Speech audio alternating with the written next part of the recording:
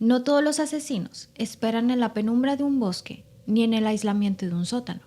Algunos caminan bajo el resplandor de las calles iluminadas, se mezclan con la multitud, atraviesan barrios enteros con la seguridad de un fantasma imposible de atrapar. Richard Ramírez no necesitaba un disfraz, no usaba una bata blanca, ni aparentaba ser un joven tímido y solitario. Él era otra cosa, una sombra que se movía de casa en casa, de ventana en ventana, sembrando terror en Los Ángeles durante el verano de 1985. Le llamaron The Night Stalker o el acosador nocturno, un hombre alto, de mirada penetrante y sonrisa retorcida, que parecía alimentarse del miedo de toda una ciudad. Entraba a las casas al azar, sin patrón fijo. Sus víctimas podían ser hombres o mujeres, jóvenes o ancianos, ricos o pobres. No había lógica, no había reglas, y esa imprevisibilidad convirtió sus crímenes en una pesadilla colectiva. Entre robos, agresiones y asesinatos, Richard Ramírez dejó tras de sí una estela de sangre, crueldad y mensajes satánicos.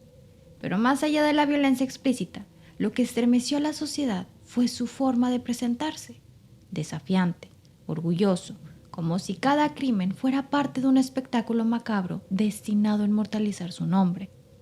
Así que, ve por un café, que esto se va a poner interesante.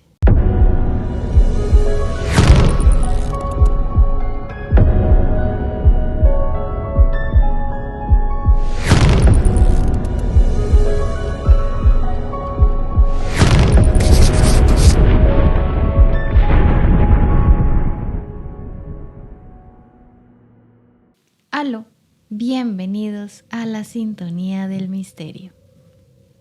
El día de hoy viajaremos al corazón de California en los años 80, a esas noches sofocantes en las que nadie dormía tranquilo porque cualquiera podría ser la siguiente víctima. La historia de un hombre que convirtió la oscuridad en su aliada y el miedo en su huella. La historia de Richard Ramírez, el acosador nocturno.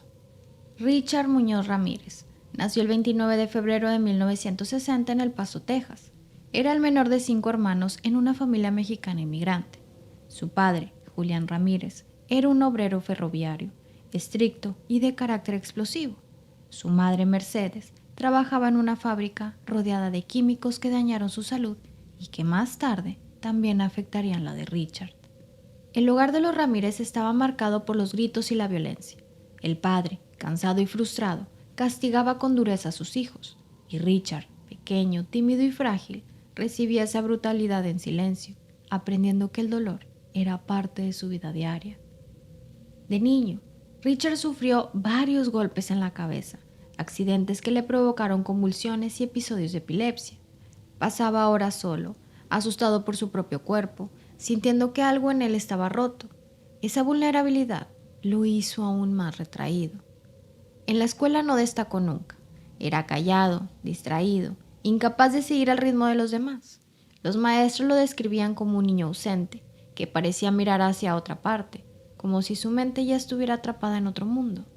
Pero lo más determinante en su infancia no vino de la escuela ni de su casa, sino de un familiar, Miguel Ramírez, su primo mayor. Miguel era un veterano de la guerra de Vietnam, un hombre endurecido por la violencia del campo de batalla. Cuando volvió a El Paso, trajo consigo no solo historias, sino fotografías, imágenes brutales de mujeres vietnamitas torturadas y asesinadas, escenas que mostraba con orgullo al pequeño Richard. Miguel no solo le enseñó esas imágenes, también le habló de la dominación, de la crueldad como poder, del dolor como forma de control.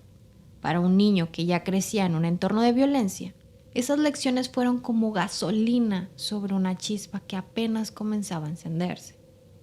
La influencia de Miguel se volvió aún más decisiva el día en que, frente a los ojos de Richard, disparó a su esposa en la cara durante una discusión. El niño presenció cómo la violencia no solo era posible, sino real, tangible, inmediata, y lejos de condenar a su primo, lo admiraba, lo veía como un modelo de fuerza. La infancia de Richard Ramírez no fue una infancia, fue un entrenamiento en violencia, una escuela de sombras. En la adolescencia, Richard se refugió en las drogas, comenzó a fumar marihuana, luego pasó a consumir LSD y pronto el límite entre la realidad y alucinación comenzó a borrarse. Al mismo tiempo desarrolló una fascinación por lo oculto, leía sobre satanismo, escuchaba música que hablaba de la oscuridad y rituales, y poco a poco empezó a construir una identidad en torno al rechazo de todo lo sagrado y lo bueno. En las calles de El Paso ya no era solo el muchachito tímido, era un adolescente peligroso, errante, que se metía en casas a robar y que pasaba las noches caminando como un fantasma en busca de algo que ni él sabía definir. La niñez rota de Richard había quedado atrás. Ahora, el camino lo llevaba directo hacia el crimen y hacia una metamorfosis en la que el muchacho vulnerable se convertiría en el acosador nocturno. La adolescencia de Richard Ramírez fue un camino descendiente sin retorno. Lo que empezó como un escape con drogas y pequeños robos, pronto se transformó en un estilo de vida. A finales de los años 70, Ramírez abandonó definitivamente la escuela. Vagaba por las calles del Paso y luego por las de Los Ángeles, robando autos, irrumpiendo en casas y viviendo al margen de la ley. Dormía donde podía, en parques, en coches abandonados, en sofás prestados. Su aspecto comenzó a reflejarse en esa vida errática. Delgado, con la piel pálida, los dientes en mal estado por el consumo de drogas y una mirada inquietante que nunca se quedaba quieta en un solo lugar. En los tribunales menores ya lo conocían por robo y posesión de drogas, pero para Richard esos arrestos eran apenas tropiezos, no advertencias. Pronto, el robo ya no era suficiente. Durante sus asaltos a viviendas, comenzó a experimentar con algo más, la sensación de entrar a un espacio ajeno, de irrumpir en la intimidad de otros. Le fascinaba esa vulnerabilidad, la idea de que mientras las familias dormían, él podía observarlos, caminar por sus pasillos, tocar sus objetos personales. Esa transgresión, que para otros sería impensable, para él se convirtió en un ritual. En ese periodo, Richard profundizó su relación con el ocultismo y el satanismo. Leía sobre rituales, dibujaba pentagramas, hablaba de Lucifer como una figura de poder y liberación. Para él, la religión que había conocido en su infancia católica mexicana se transformó en lo opuesto, un rechazo abierto a lo sagrado y una glorificación de lo oscuro. Más que un credo, era una máscara, un discurso con el que él justificaba sus actos y que le daba una identidad. Ya no era solo un ladrón errante, ahora era alguien que pertenecía a las tinieblas. Aunque los registros policiales no identifican con exactitud todas sus primeras víctimas, se sabe que a inicios de los años 80, Richard comenzó a agredir físicamente a personas durante sus robos. Ya no se conformaba con entrar y salir en silencio. Golpeaba, amenazaba, disfrutaba del miedo que provocaba. Era una progresión inevitable, del robo al asalto, del asalto al ataque sexual, del ataque sexual al asesinato. Cada paso lo llevaba más cerca de convertirse en el depredador que Los Ángeles conocería como The Night Stalker. Finalmente, Ramírez dejó Texas y se instaló en California, un lugar que le ofrecía anonimato, caos urbano y millones de puertas tras las cuales podía encontrar víctimas al azar. Era la jungla perfecta para un cazador nocturno.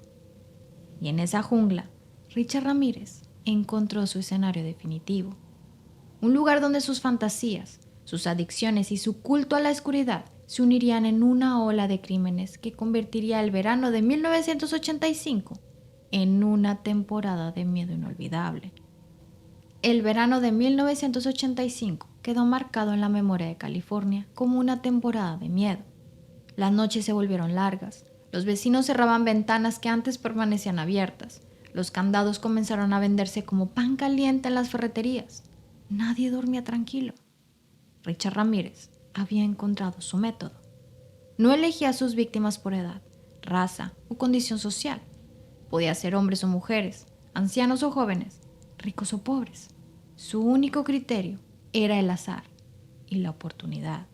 De noche, recorría las calles, merodeaba en barrios residenciales y buscaba una casa donde pudiera entrar sin ser visto.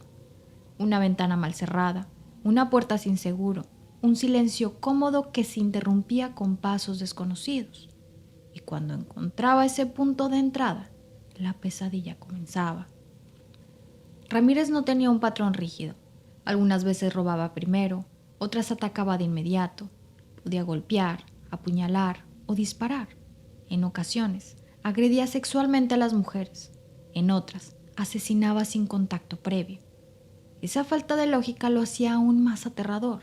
No había forma de anticiparlo. No había reglas que permitieran protegerse. En varias escenas del crimen, dejaba señales de su culto al oscuro, pentagramas dibujados en paredes, frases que invocaban al diablo, un desafío directo a la moral de una sociedad profundamente religiosa. No era solo violencia física, era un mensaje. El mal podía entrar en cualquier casa, a cualquier hora y sin aviso. Los medios lo bautizaron rápidamente como The Night Stalker, el acosador nocturno. El nombre se repetía en noticieros, periódicos y radios, hasta volverse sinónimo de miedo. Cada ataque parecía más cruel que el anterior y cada noche que pasaba sin atraparlo aumentaba la paranoia colectiva. Los Ángeles, una ciudad acostumbrada al bullicio, a la vida nocturna, al calor de verano, se transformó en un campo de vigilancia. Las familias dormían con cuchillos bajo la almohada. Los perros eran adoptados masivamente como guardianes improvisados. Las cerraduras nuevas se instalaban en casas que jamás habían temido dejar la puerta entreabierta. Algunas víctimas que sobrevivieron pudieron describirlo. Un hombre alto, delgado, con la piel curtida, cabello largo y ojos oscuros que parecían hundirse en las sombras. Una mirada intensa, fija, imposible de olvidar. Era como si el mal no se escondiera detrás de esos ojos, sino que habitara en ellos por completo. Entre junio y agosto de 1985, Richard Ramírez atacó sin descanso. En apenas unos meses dejó tras de sí una cadena de asesinatos, agresiones sexuales y robos que mantuvieron a millones en vilo. El número exacto de víctimas varía, pero las cifras oficiales hablan de más de una docena de asesinatos y múltiples agresiones. Lo más aterrador era su imprevisibilidad. Nadie sabía si la próxima puerta que se abriría en la madrugada sería la de su casa. El Night Stalker no solo mataba, convertía la noche en un territorio enemigo y la oscuridad en un cómplice silencioso. Para mediados de agosto de 1985, Los Ángeles era una ciudad sitiada por el miedo. Las noticias del Night Stalker ocupaban las portadas de todos los periódicos. Cada día aparecían nuevos testimonios, nuevas escenas de crimen, nuevas descripciones de un hombre que parecía invisible. La presión sobre la policía era inmensa. La comunidad exigía respuestas y los investigadores, desesperados, comenzaron a atar cabos. En varias escenas de los crímenes se habían encontrado huellas de zapatos, un modelo inusual. Había talla 11,5. Solo una docena de pares de ese tipo habían sido vendidos en California. Era la primera pista sólida. Al mismo tiempo, algunos testigos que sobrevivieron comenzaron a dar descripciones más detalladas. Un hombre alto, de cabello oscuro, con los dientes deteriorados, que desprendía un olor extraño, mezcla de sudor y marihuana. La imagen del cazador nocturno comenzaba a tomar forma. El 29 de agosto de 1985, la policía filtró a la prensa una fotografía de Richard Ramírez, obtenida tras un arresto previo por robo. La cara del acosador nocturno apareció en periódicos y noticieros de todo el estado. Por primera vez, el monstruo tenía rostro. Al día siguiente, el 30 de agosto, Richard viajó en autobús a Tucson, Arizona, para visitar a su hermano. No sabía que su foto ya circulaba por todo el país. Al no encontrarlo, regresó a Los Ángeles. Cuando entró a una tienda en Los Ángeles, notó algo extraño. La gente lo miraba, susurraba, lo señalaba. Pidió un periódico y ahí lo vio. Su propio rostro en la portada, acompañado del titular que lo identificaba como el acosador nocturno. Richard entró en pánico. Intentó robar un coche para escapar, pero fue reconocido de inmediato. Un grupo de vecinos comenzó a gritar: ¡Ahí está! ¡Es él! ¡El acosador nocturno! Lo que siguió fue una persecución digna de película. Ramírez corriendo por calles, saltando cercas, buscando escapar de una multitud que ya no tenía miedo, sino furia. La comunidad que durante meses había estado aterrorizada, ahora lo enfrentaba cara a cara. Un grupo de hombres lo alcanzó, lo golpeó y lo retuvo en el suelo. Cuando llegó la policía, ya no encontraron un asesino huyendo, sino a un criminal reducido por la misma gente a la que había aterrorizado. La ironía era brutal. Un hombre que había convertido la noche en su reino, capturado a plena luz del día por ciudadanos comunes. El arresto de Richard Ramírez fue recibido con alivio y euforia. Los vecinos que lo atraparon fueron vistos como héroes, y Los Ángeles, después de semanas de insomnio colectivo, pudo por fin cerrar ventanas y dormir con un poco más de tranquilidad. Pero la historia no termina ahí. El verdadero espectáculo apenas comenzaba, porque el acosador nocturno estaba por enfrentarse a la justicia. Tras su captura en agosto de 1985, Richard Ramírez fue llevado a prisión en espera de juicio. El proceso tardó años en comenzar. La magnitud de los crímenes, la recopilación de pruebas y la presión mediática retrasaron todo hasta 1988. Mientras tanto, el acosador nocturno no mostraba arrepentimiento. En la cárcel, recibía cartas de admiradoras, mujeres que lo idolatraban, convencidas de que en su maldad había un magnetismo irresistible. Algunas incluso acudían al tribunal con maquillaje oscuro y ropa negra, como si participaran en un ritual. Cuando finalmente comenzó el juicio en 1989, Richard apareció con una actitud desafiante. Vestía de negro, sonreía a las cámaras, levantaba la mano mostrando un tatuaje improvisado de un pentagrama y gritaba «¡Salve Satán!». Ese gesto recorrió todos los noticieros. Ya no era solo un asesino, se había convertido en un ícono del mal, un personaje que jugaba con la atención de los medios. Ramírez enfrentaba 13 cargos de asesinato, 5 intentos de asesinato, 11 agresiones sexuales y 14 robos. La evidencia era abrumadora: huellas, testimonios, pruebas balísticas y, sobre todo, las descripciones de las víctimas sobrevivientes que lo señalaron sin dudar. El retrato que surgía en la corte era aterrador. Un hombre que entraba en casas al azar, que disfrutaba del caos, que parecía sentirse invulnerable frente al dolor ajeno. A diferencia de otros acusados que intentaban mostrarse arrepentidos, Richard disfrutaba del juicio. Reía, lanzaba miradas desafiantes, hacía gestos satánicos. Parecía saborear la atención que millones de ojos le dedicaban a diario. El contraste era brutal. Mientras familiares de las víctimas lloraban recordando a sus seres queridos, él se mostraba indiferente, casi entretenido. Para Ramírez, el tribunal no era solo un lugar de justicia, era un escenario. El 20 de septiembre de 1989, el jurado lo declaró culpable de la mayoría de los cargos. El juez, al dictar la pena, fue claro: pena de muerte en la cámara de gas. Las palabras del propio Ramírez, al escuchar la sentencia, quedaron grabadas en la historia. No hay necesidad de fingir sorpresa. La muerte siempre ha estado conmigo. La verán pronto. Salve Satán. Esa frase heló la sala y selló la imagen pública de Richard Ramírez como un hombre que no buscaba la redención, sino notoriedad. Tras el juicio, fue enviado al corredor de la muerte en la prisión de San Quentin, en California. Allí pasaría más de 2 décadas, esperando una ejecución que nunca llegaría. Durante ese tiempo, siguió recibiendo cartas, visitas y hasta propuestas de matrimonio. Algunas mujeres lo veían como un antihéroe oscuro, un símbolo de rebeldía contra la sociedad. Un fenómeno perturbador conocido como serial killer groupies, la fascinación enfermiza por asesinos que se convierten en figuras mediáticas. Richard Ramírez no solo había sembrado muerte, también había sembrado una imagen, una máscara que sobreviviría incluso a su condena. El corredor de la muerte en San Quentin se convirtió en el escenario final de Richard Ramírez. Durante más de 2 décadas permaneció allí, aislado, esperando una ejecución que nunca llegaría. La burocracia, las apelaciones y la lentitud del sistema judicial estadounidense hicieron que la sentencia de muerte se extendiera en el tiempo. Mientras tanto, Ramírez seguía siendo una figura de atracción oscura. Recibía cartas de admiradores, fotografías, incluso propuestas de matrimonio. En 1996 llegó a casarse con Doreen Lioy, una mujer que había quedado fascinada por él a través de sus entrevistas y su presencia en los medios. Para ella, Richard no era un asesino despiadado, sino un hombre incomprendido.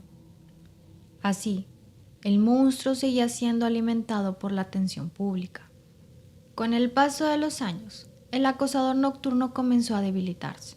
El hombre que alguna vez fue descrito como alto, delgado y desafiante, se transformó en una figura demacrada, con la piel grisácea y los dientes aún más deteriorados. El encierro no apagó su actitud desafiante, pero el tiempo y la enfermedad empezaron a desgastarlo. En el 2013, Richard Ramírez fue diagnosticado con linfoma, un cáncer del sistema linfático. Su salud empeoró rápidamente. A los problemas oncológicos se sumaron infecciones y la cirrosis causada por años de abuso de drogas y alcohol en su juventud. El 7 de junio del 2013, Richard Ramírez murió en un hospital de California bajo custodia a los 53 años de edad. No fue ejecutado en la cámara de gas como estaba previsto. No murió en un acto de justicia calculada. Murió lentamente, consumido por una enfermedad que lo fue apagando día a día.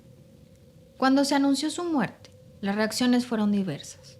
Algunos lo vieron como un cierre tardío, un final indigno para un hombre que había sembrado tanto dolor. Otros lo consideraron una ironía, un asesino que desafió a la justicia, muriendo no por la ley ni por la violencia, sino por el desgaste natural de su propio cuerpo. En las calles de Los Ángeles, la noticia no generó celebraciones, pero sí una especie de alivio silencioso. El fantasma del acosador nocturno, que había recorrido los hogares en la década de los 80, se extinguía por fin. El monstruo se había apagado, pero el miedo que sembró, ese nunca terminó de irse. El nombre de Richard Ramírez quedó grabado en la historia criminal de Estados Unidos como uno de los más aterradores. El acosador nocturno, el hombre que convirtió la noche en un territorio enemigo, el rostro que simbolizó el miedo colectivo de todo un verano en Los Ángeles. Pero si algo debemos de recordar, es que más allá del asesino, había vidas humanas arrebatadas en medio de la oscuridad. Hombres y mujeres que jamás imaginaron que la rutina de dormir en sus propias casas se transformaría en un encuentro fatal con la violencia. Ellos son los verdaderos protagonistas de esta historia, las víctimas silenciadas, cuyo eco aún resuena en sus familias y en la memoria de la ciudad. Hablar de Ramírez es hablar también de la fragilidad de nuestra seguridad, porque lo que más aterraba de él no era solo lo que hacía, sino cómo lo hacía. Entrar sin patrón, elegir al azar, demostrar que cualquiera podía ser el siguiente. Esa imprevisibilidad quebró la confianza de una comunidad entera. La figura de Richard Ramírez también nos obliga a mirar un fenómeno inquietante, la fascinación que despiertan ciertos criminales. Mientras se enfrentaba a cargos por asesinato, hubo quienes lo aclamaban, quienes le enviaban cartas de amor, quienes lo veían como una especie de ídolo oscuro. ¿Qué nos dice eso sobre nuestra sociedad? ¿Por qué, en lugar de horror, algunos sienten atracción por la violencia envuelta en carisma? El caso del acosador nocturno abre preguntas que no tienen una respuesta sencilla. ¿Qué papel juega la infancia en la formación de un criminal? ¿Cuánto pesan las influencias tóxicas, el abuso y el abandono en la construcción de la maldad? ¿Y hasta dónde llega la responsabilidad individual cuando la sociedad misma falla en proteger a los más vulnerables? Preguntas que quizás nunca podamos responder del todo, pero que deben seguirse haciendo. Hoy, décadas después, Los Ángeles sigue recordando aquel verano del 85, las noches de calor sofocante, los titulares que paralizaban, el silencio en las calles después del anochecer. El miedo colectivo se convirtió en memoria colectiva. Y tal vez esa sea la lección más dura, que el mal no necesita esconderse tras un disfraz sobrenatural. A veces llega con pasos ligeros, con una ventana abierta, con la simple certeza de que nadie está mirando. Richard Ramírez murió en prisión en el 2013, pero las historias de quienes lo sobrevivieron, las heridas de las familias y el recuerdo de sus víctimas siguen presentes. Ese es el legado que permanece, el que debemos escuchar. Y hasta aquí llega la emisión de esta noche. Recuerda cerrar bien la puerta, mirar por la ventana y sobre todo, recordar que el verdadero terror no siempre proviene del más allá. A veces camina entre nosotros.